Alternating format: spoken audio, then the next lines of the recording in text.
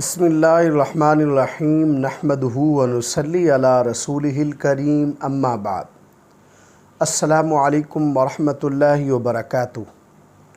آج ہم بات کریں گے کہ خواب کے اندر پیاز دیکھنا کیسا ہے۔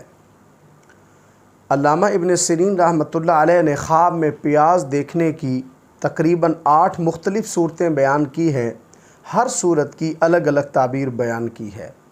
مثلاً خواب میں پیاز دیکھنا، پیاز کھانا، خواب میں پیاز کاٹنا، پیاز خریدنا، خواب میں پیاز بیچنا، خواب میں پیاز ملنا، پیاز کاشت کرنا اور خواب میں مختلف رنگوں میں پیاز دیکھنا وغیرہ۔ اگر آپ بھی ان صورتوں میں سے کسی صورت کی یا ان کے ساتھ ملتی جلتی کسی اور صورت کی تعبیر جاننا چاہتے ہیں تو اس ویڈیو کو آخر تک ضرور دیکھیں۔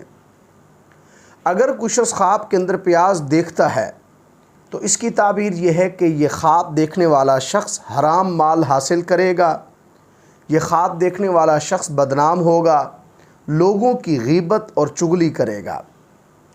اگر کوئی شخص خواب کے اندر پیاز کھاتا ہے تو خواب میں پیاز کھانا شر کی علامت ہے، یعنی خواب دیکھنے والے شخص کو کوئی شر پہنچے گا، اور بعض اوقات خواب میں پیاز کھانا موت کی بھی علامت ہے۔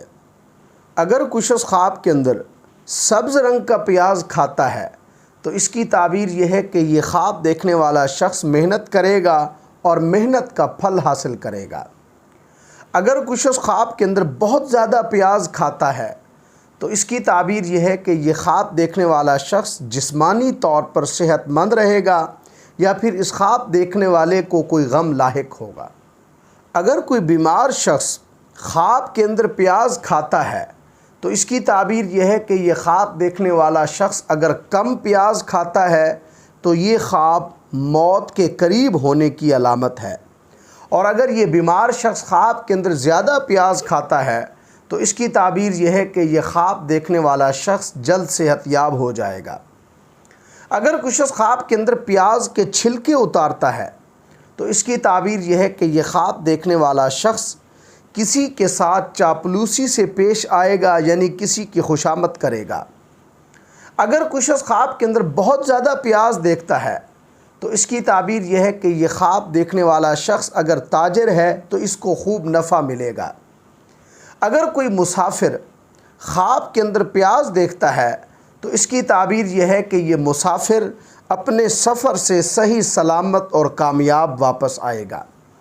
اللہ تبارک و تعالی سے دعا ہے کہ ہمارے لیے ہمارے خوابوں کو باعث رحمت اور برکت بنائیں۔ السلام علیکم ورحمۃ اللہ وبرکاتہ۔